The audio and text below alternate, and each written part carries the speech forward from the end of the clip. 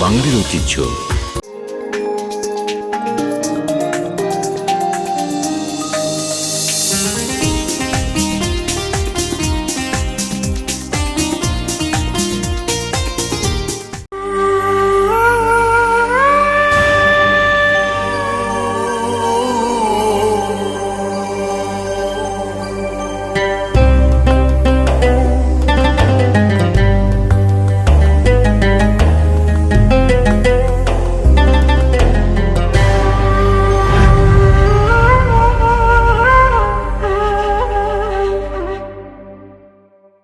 আসসালামু আলাইকুম ওয়া রাহমাতুল্লাহি ওয়া বারাকাতুহু।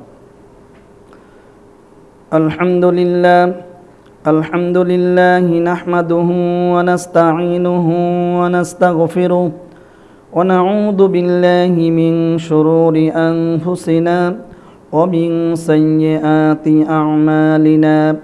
মান ইয়াহদিল্লাহু ফালা মুদিল্লা লাহু ومن يضلله فلا هادي له ونشهد أن لا إله إلا الله وحده لا شريك له وأشهد أن محمدا عبده ورسوله الذي أرسله بالحق بشيرا ونذيرا وداعيا إلى الله بإذنه وسراجا منيرا.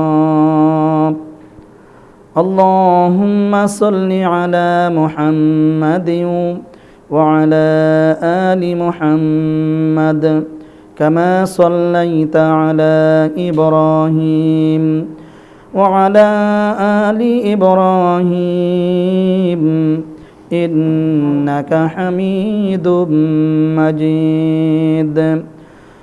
اللهم بارك على محمد وعلى آل محمد كما باركت على إبراهيم وعلى آل إبراهيم إنك حميد مجيد.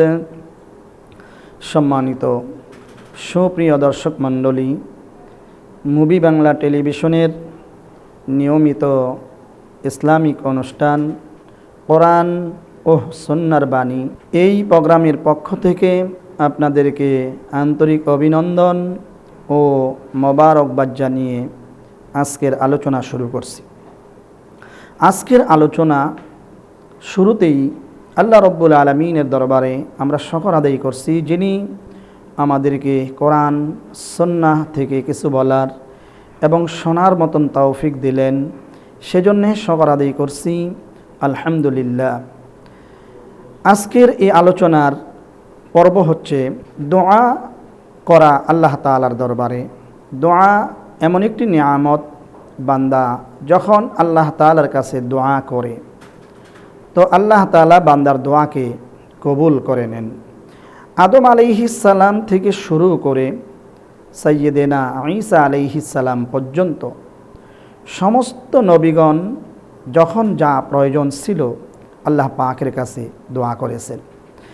আর সর্বকালের সর্বযুগের সর্বশ্রেষ্ঠ মহামানব বিশ্বনবী মুহাম্মদুর রাসূলুল্লাহ সাল্লাল্লাহু আলাইহি ওয়াসাল্লামের উপরে আল্লাহ পাক কোরআনুল কারীমের আয়াত নাজিল করলেন আর বললেন, হে আমার বন্ধু, যখন যা প্রয়োজন তখনই আমার কাছে চাইবে, আমার কাছেই দোয়া করবে, আর কিয়ামত পর্যন্ত তোমার উম্মত আমার কাছে যখন দোয়া করবে আমি সেই দোয়া আমি আল্লাহ রব্বুল আলামিন কবুল করে নিব। আল্লাহ রব্বুল আলামিন বলেন, রব্বি জাআলনি মুকিমাস সালাতি ওয়া মিন যুররিয়্যাতি রব্বানা ওয়া তাকাব্বাল দুআ। বান্দা যেন দোয়া করে রব্বি জাআলনি মুকিমাস সালাহ। আল্লাহ রাসূল দোয়া করেছেন, হে আল্লাহ তুমি আমাকে নামাজ কায়েমকারীদের অন্তর্ভুক্ত করো এবং আমার সন্তানদেরকেও। দেখেন কি সুন্দর দোয়া আল্লাহ পাক শিখিয়েছেন, যে আমরা যদি যারা সৎ মানুষ, ভালো মানুষ, সৎ কর্মশীল, নামাজি, পরহেজগার, মুত্তাকি, জমিনে ভালো মানুষ আমরা যদি তাদের অন্তর্ভুক্ত হতে পারি, তাহলে কিয়ামতের দিন যার সাথে যার ভালো মহব্বত ছিল তার সাথেই তার হাসর হবে। আমাদেরকে মনে রাখতে হবে যে আল্লাহ রসুল সাল্লাল্লাহু আলাইহি ওয়াসাল্লাম বলেছেন, তোমরা সৎ সঙ্গী হও, কারণ সৎকর্মপরায়ণ মানুষগুলো কিয়ামতের দিন আল্লাহ রব্বুল আলামিনের আরশে আজিমের নিচে থাকবে। সুতরাং তোমরা যদি তাদের সাথেই অন্তর্ভুক্ত হও, তোমাদের দৈনন্দিন জীবন যদি তাদের সাথে হয়, তাহলে একসাথে কিয়ামতের দিন আল্লাহ রব্বুল আলামিনের আরশে আজিমের নিচে জায়গা পেয়ে যাবে। আল্লাহ রব্বুল আলামিন আল্লাহ রসুলকে দোয়া শিখিয়েছেন, নবীজি দোয়া করেছেন, রব্বি জাআলনি মুকিমাস সালাতি ওয়া মিন যুররিয়াতি। মানুষের জন্যে দোয়া করা আল্লাহ পাক শিখাইলেন, আল্লাহ তুমি আমাকে নামাজ কায়েমকারীদের অন্তর্ভুক্ত করো এবং আমার সন্তান সম্পত্তির দিগকেও নামাজের অন্তর্ভুক্ত করো, নামাজ কায়েমকারী বানাও। কি সুন্দর দোয়া আল্লাহ পাক শিখিয়ে দিয়েছেন। আপনি তাকিয়ে দেখুন, আপনার এই সমাজে কত মানুষ আছে যখন মসজিদে আজান হয়ে যায়, আর এই মসজিদ যখন আজান হয়ে গেল, চতুর্দিক থেকে লোকেরা মসজিদে চলে যায়, আর মসজিদে যে একই সাথে একই সঙ্গে, সেখানে ভেদাভেদ নেই কে আমির কে ফকির, সেখানে ভেদাভেদ নেই কে ছোট কে বড়, সেখানে ভেদাভেদ নেই কে কালো কে কৃষ্ণাঙ্গ আর কেউ শ্বেতাঙ্গ, এরকম কোনো ভেদাভেদ নেই। একসঙ্গে দাঁড়িয়ে একই ইমামের পেছনে কত চমৎকার করে আল্লাহকে রুকু দেয় আর আল্লাহকে সেজদা দেয়, আর আল্লাহ রব্বুল আলামিনের গুণগান প্রশংসা করে। এই দৃশ্য পৃথিবীর আর কোনো মানুষের কাছে নাই, পৃথিবীর কোনো জাতির কাছে এই চমৎকার এই দৃশ্য পৃথিবীর কোনো কাহারু কাছে নাই। আপনার বড় শত্রু আপনার পাশেই নামাজে দাঁড়িয়ে গেল, আপনি বললেন আল্লাহ আকবার, তিনিও আপনার সাথে বললেন আল্লাহ আকবার, একই সঙ্গে শত্রু এবং মিত্র একসাথে দাঁড়িয়ে গেলেন, সেজদা করলেন মাবুদের কুদরতি পায়ে। এই সুন্দর দৃশ্য এটি পৃথিবীর কোনো জাতির কাছে নেই। হযরত সম্রাট মাহমুদ তিনি মসজিদে যাবেন, মসজিদে আজান হয়ে গেল, তার চাকর আয়াজ দুইজনই একসাথে মসজিদে রওনা হলো। সম্রাট মাহমুদ অজু করবেন, সম্রাট চাকরের অজু আগে করা ছিল, তিনি চলে গেলেন মসজিদের ভিতরে, তার চাকর আগে যাওয়ার কারণে আগে জায়গা পেয়ে গেলেন। সুতরাং সম্রাট মাহমুদ পেছনে গেলেন, এমন এক সামনের কাতারে দাঁড়ালেন আয়াস, তার চাকর আয়াস পেছনে দাঁড়ালেন, ঠিক পেছনে দাঁড়ালেন সম্রাট মাহমুদ। একসাথে দাঁড়ানোর পরে নামাজে যখন সেজদায় গেলেন, সেজদায় যাওয়ার পরে চাকরের পাওগুলো সম্রাটের মাথায় লেগে গেল। যখন লেগে গেল, চাকর চিন্তা করতে লাগলো, হায় হায়, নামাজ শেষে না জানি আমার কোনো শাস্তি হয় কিনা।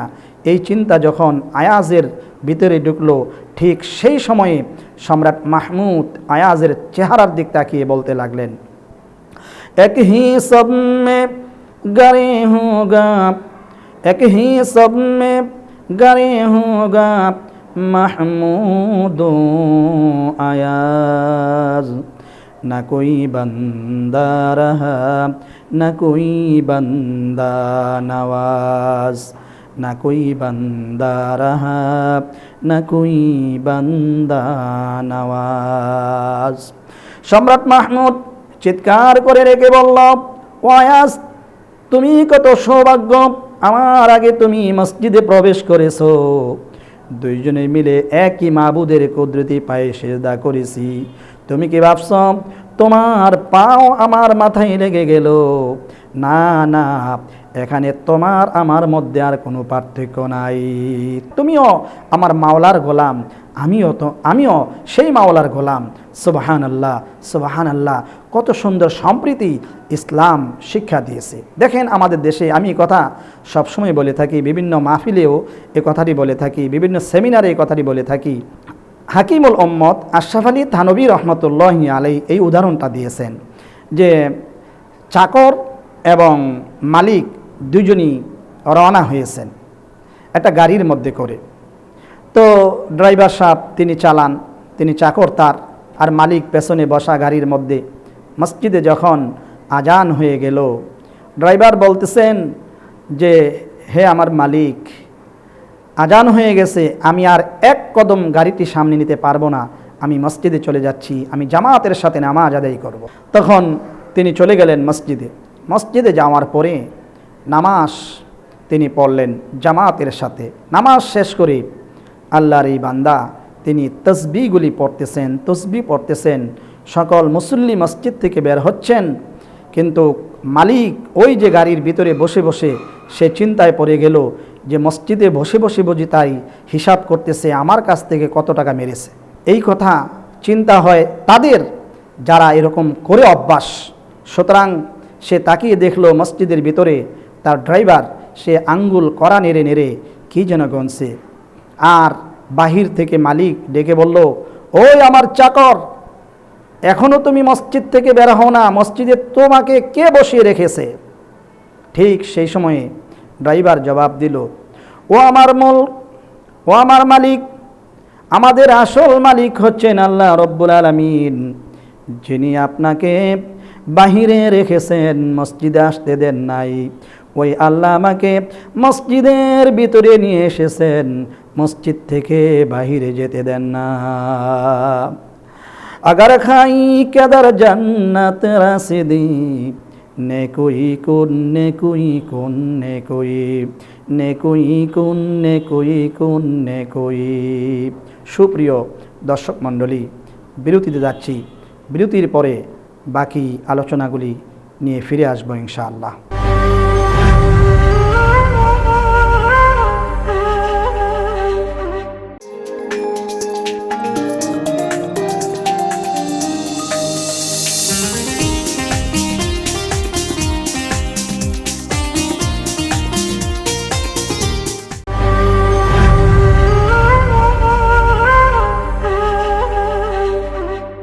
সুপ্রিয় দর্শক মণ্ডলী, ফিরে আসলাম বিরতি থেকে, বাকি আলোচনায় চলে যাচ্ছি।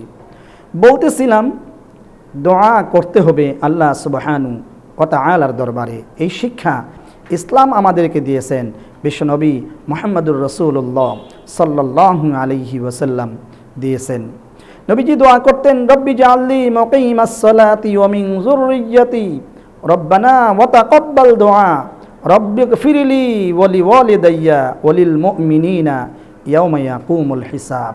নবীজি শিক্ষা দিয়েছেন গোটা বিশ্ব মানবতাকে, তোমরা আল্লাহ পাকের কাছে দোয়া করো তোমাদের সেই পাপের জন্যে, গুনার জন্যে, আর তোমরা দোয়া করো তোমাদের মা বাবার জন্যে। সুবহানাল্লাহ, মা বাবার দোয়াকে স্পেশাল করা হয়েছে। আল্লাহ রব্বুল আলামিন মা বাবার জন্য দোয়া করার জন্য আল্লাহ পাক বারবার বলেছে। সুতরাং আল্লাহ পাকের কাছে বান্দা যখন দোয়া করবে, এই দোয়া আল্লাহ পাক বান্দাকে ফিরিয়ে দিবেন না। আর আমাদের দেশে আমাদের যা চাওয়ার পাওয়ার, আমরা বিভিন্ন জায়গায় যাই, এই কথাটি আমি গত পর্বে বলেছি, আজকেও বলছি যে যা চাওয়ার সব কিছু মাওলার কাছে চাইব, আল্লাহ তাআলার কাছে হাতগুলি বিছিয়ে দিয়ে এতিমের মতন, ভিখারির মতো, মাওলার দরবারের ভিখারির মতো আল্লাহ তাআলার কাছে রহমত চাইব, বরকত চাইব, করুণা চাইব। আল্লাহ তাআলা বান্দাকে ফিরিয়ে দিবেন না। আল্লাহ রসুল সাল্লাল্লাহু আলাইহি ওয়াসাল্লাম তিনি আল্লাহ তাআলার কাছে চারটি জিনিস যেন তার জীবনে না আসে, নবীজি ওই চারটা বস্তু থেকে বাঁচার জন্যে আল্লাহ রসুল বারবার আল্লাহ তাআলার কাছে দোয়া করতেন। আল্লাহ রসুল বলেছেন, আল্লাহুম্মা ইন্নী আউযু বিকা মিনাল আরবাঈ, হে আল্লাহ, হে আমার রব, তোমার কাছে আমি আশ্রয় চাইতেছি, চারটি বস্তু থেকে তোমার কাছে আমি আশ্রয় চাইতেছি।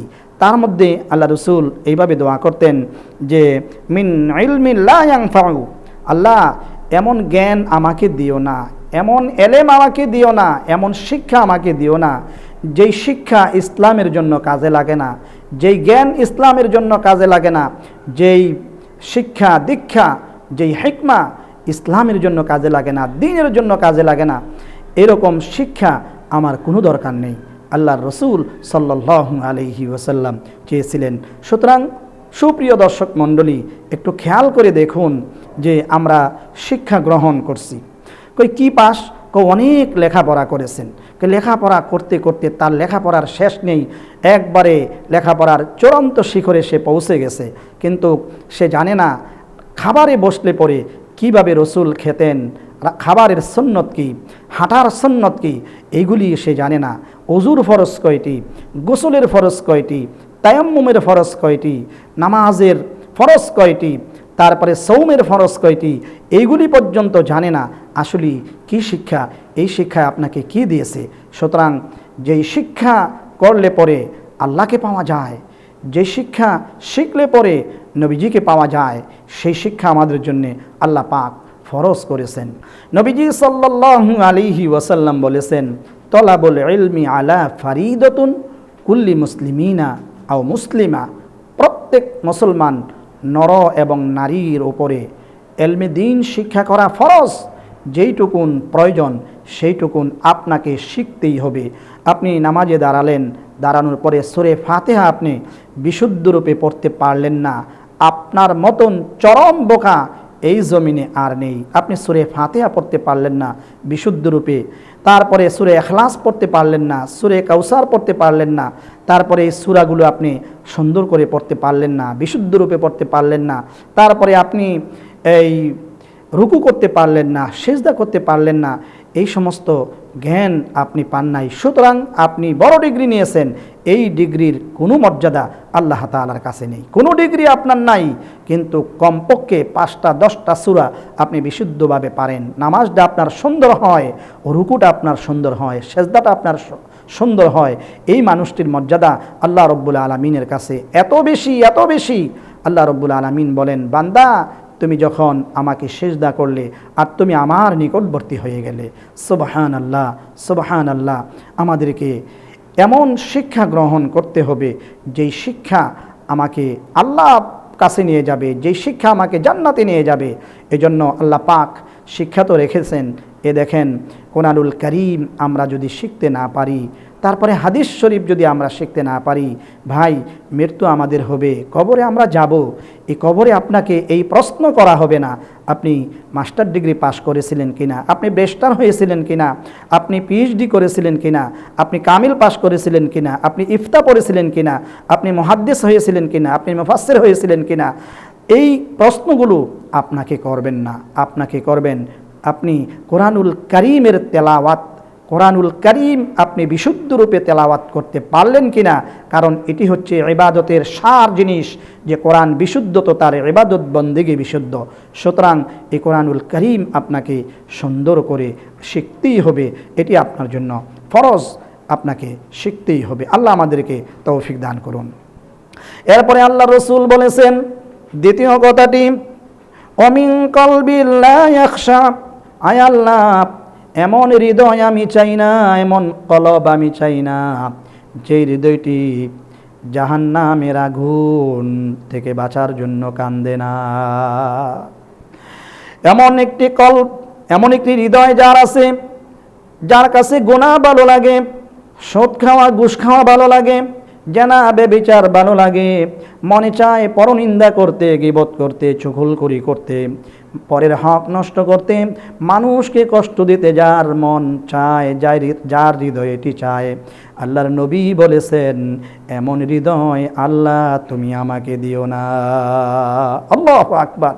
নবীজি কি সুন্দর শিক্ষা পৃথিবীর মানুষকে দিয়ে গেছেন, যে আমাদের কলব, আমাদের হৃদয় হতে হবে ইয়াখশাহু, আল্লাহর জন্য কাঁদতে হবে, আল্লাহর ভয়ে কাঁদতে হবে। এই হৃদয় হবে শুধুমাত্র একমাত্র আল্লাহর সন্তুষ্টির জন্যে, আল্লাহর সন্তুষ্টির জন্যে।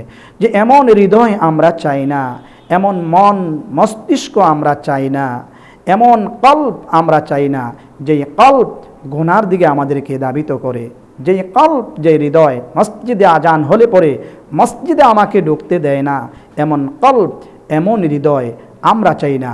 আল্লাহ রাসূল কি সুন্দর শিক্ষা আমাদেরকে দিয়েছেন। আল্লাহু আকবার। আল্লাহ আমাদেরকে তৌফিক দান করুন। এরপরে আল্লাহ রসুল বলেছেন অমিন নাফসিন তাসবা, অতৃপ্ত মন, অতৃপ্ত মন সাংঘাতিক কথা। আমাদের দেশে এমন অনেক মানুষ আছে, সে যখন পকেটের মধ্যে 1000 টাকা আছে, মন তৃপ্তি না। যদি 1 লক্ষ টাকার মালিক হওয়া যেত, 1 লক্ষ টাকার মালিক হলেন, অতৃপ্ত মন, সে চিন্তা করতেছে এখন যদি আমি 1 কোটি টাকার মালিক হতে পারি। এইভাবে করে অতৃপ্ত মন, আল্লাহ পাক তাকে 1 কোটি টাকার মালিক বানিয়ে দিলেন। এবার বলতেছেন 1 বিলিয়ন কোটি টাকার মালিক যদি হতে পারি কত ভালো হতো। কিন্তু এইভাবে করে অতৃপ্ত মন মানুষকে জাহান্নামের দিকে নিয়ে যায়। একটা মানুষ মেম্বার হলো, তার চিন্তা হচ্ছে আবার চেয়ারম্যান হতে হবে। চেয়ারম্যান হয়ে গেল, চেয়ারম্যান হয়ে যাওয়ার পরে চিন্তা হলো আমাকে এমপি হতে হবে। এমপিও হয়ে গেল, চিন্তা করতে লাগলো আমাকে মন্ত্রী হতে হবে। মন্ত্রী হয়ে গেল, মন্ত্রী হওয়ার পরে চিন্তা করতে লাগলো আমাকে প্রেসিডেন্ট হতে হবে। সুতরাং প্রেসিডেন্ট হয়ে গেল, এখনও তার মন ভরে না। এখন চিন্তা করতে লাগলো আমি যদি তামাম বিশ্বের প্রেসিডেন্ট হতাম। কিন্তু এই মন আল্লাহর কাছে প্রিয় নয়।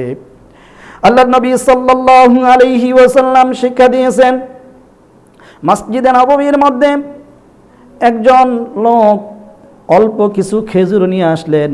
সাহাবায়ে কেরামকে বললেন, ও আমার সাহাবীরা আসো। কয়েকটি খেজুর, 3টি 4টি খেজুর। রাসূল সাল্লাল্লাহু আলাইহি ওয়াসাল্লাম প্রাণটা ভরে আল্লাহ তাআলার কাছে শুকর আদায় করলেন। বললেন, সান্ত্বনা দাও এই মনকে, এই তৃপ্ত মন। সুবহানাল্লাহ। আল্লাহ তো এই 4টি খেজুর দিয়েছেন, এটাও যদি না দিতেন, এটাও যদি না দিতেন।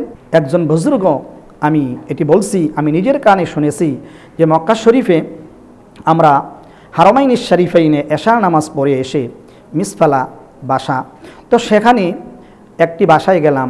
একজন বিশ্বনন্দিত আলেমের, বিশ্বনন্দিত একজন আলেম, বিশ্বনন্দিত একজন আবেদ, একজন বুজুর্গ, তার শরণাপন্নে আমরা ওই মক্কানগরীর পাশে মিসফালায় তার বাসায় গেলাম। গিয়ে দেখি একজন বিশ্বনন্দিত আলেম, তিনির সামনে কিছু সাদা ভাত আর শুধু ডাল নিয়ে তিনি বসে তিনি খাবার খাচ্ছেন। এই খাবারটি খেয়ে আবার তিনি হারমাইন শরীফাইনে চলে যাবেন। জিজ্ঞেস করলাম, হুজুর একটুখানি আমরা গোশত আনি, একটু মুরগি আনি, বা একটু মুরগির গোশত আনি, বা একটু কিছু ভালো খাবার আনি। তিনি জবাবে বললেন, আমি তো এই ডাল আর এই ভাতগুলির উপযুক্ত না। আল্লাহ পাক আমাকে কি সুন্দর ডাল আর ভাত আমাকে দিয়েছেন। সুবহানাল্লাহ, সুবহানাল্লাহ। কি তৃপ্ত মন, কি তৃপ্ত মন। সুতরাং এই তৃপ্ত মন নিয়ে যে ব্যক্তি ঘরে থাকবে, যে ব্যক্তি সমাজে থাকবে, আল্লাহ পাক তাকে শান্তির নীর ঘরের মধ্যে দিয়ে দিবে। নবীজি সাল্লাল্লাহু আলাইহি ওয়াসাল্লাম বলেছেন, আমার ঘরের মধ্যে কোনো সম্পদ ছিল না, আমার ঘরে তেমন কোনো সম্পদ ছিল না, কিন্তু ঘরটা ছিল মহব্বতে ভরা। আল্লাহু আকবার। আল্লাহ রসুল সাল্লাল্লাহু আলাইহি ওয়াসাল্লাম ঘরে আসলেন। বললেন, আয়েশা আজকে ঘরে কি আছে? আয়েশা বললেন, ইয়া রাসূলুল্লাহ, ঘরের মধ্যে একটু জমজম আর একটু খেজুর ছাড়া আর কিচ্ছু নেই। আল্লাহ রসুল সাল্লাল্লাহু আলাইহি ওয়াসাল্লাম এই জমজম আর খেজুরটুকু নিয়ে রিয়াজুল জান্নাতে চলে আসলেন, মসজিদ নববীতে চলে আসলেন। এসে দেখেন কয়েকজন জলিলুল কদর সাহাবী সেখানে উপস্থিত। সিদ্দিক আকবর আবু বকর সিদ্দিক রাদিয়াল্লাহু তাআলা আনহু সেখানে উপস্থিত, আলী রাদিয়াল্লাহু তাআলা আনহু সেখানে উপস্থিত, ওসমান ইবনে আফফান রাদিয়াল্লাহু তাআলা আনহু উপস্থিত, সেখানে উমর ইবনুল খাত্তাব রাদিয়াল্লাহু তাআলা আনহু উপস্থিত, সেখানে আব্দুর রহমান ইবনে আউফ সেখানে উপস্থিত। আল্লাহ রসুল সাল্লাল্লাহু আলাইহি ওয়াসাল্লাম এই খেজুরগুলো কেটে কেটে ভেঙ্গে ভেঙ্গে সবার মুখে তুলে দিলেন, জমজম তুলে দিলেন, আর বললেন, আল্লাহ এইটুকুন বরাদ্দ রেখেছেন, তোমরা শুকর আদায় করো। আলহামদুলিল্লাহ, আলহামদুলিল্লাহ। ইসলাম কি সুন্দর শিক্ষা আমাদেরকে দিয়ে গেছেন, ইসলাম কি সুন্দর শিক্ষা আমাদেরকে দিচ্ছেন। আমরা কি করছি যে এই অতৃপ্ত মন নিয়ে যে ব্যক্তি জীবন যাপন করবে, আল্লাহ পাক এই সুখের যেই নীর এই ঘর থেকে উঠিয়ে জাহান্নামের একটি কীট সেখানে দিয়ে দিবে, অশান্তির অনলে সে জিন্দেগি করবে। সুপ্রিয় দর্শক মণ্ডলী, আজকের এই আলোচনা থেকে আমরা শিক্ষা গ্রহণ করছি যে অবশ্যই আমাদের হৃদয়, আমাদের মন মস্তিষ্ক, আমাদের ইলম, আমাদের বিদ্যা কেবলমাত্র একমাত্র আল্লাহর সন্তুষ্টির জন্যই হতে হবে। আল্লাহ পাক আমাদেরকে তৌফিক দান করুন। ওমা তৌফিকি ইল্লা বিল্লাহ ওয়া আখিরু দাওয়ানা আনিল হামদুলিল্লাহি রাব্বিল আলামিন।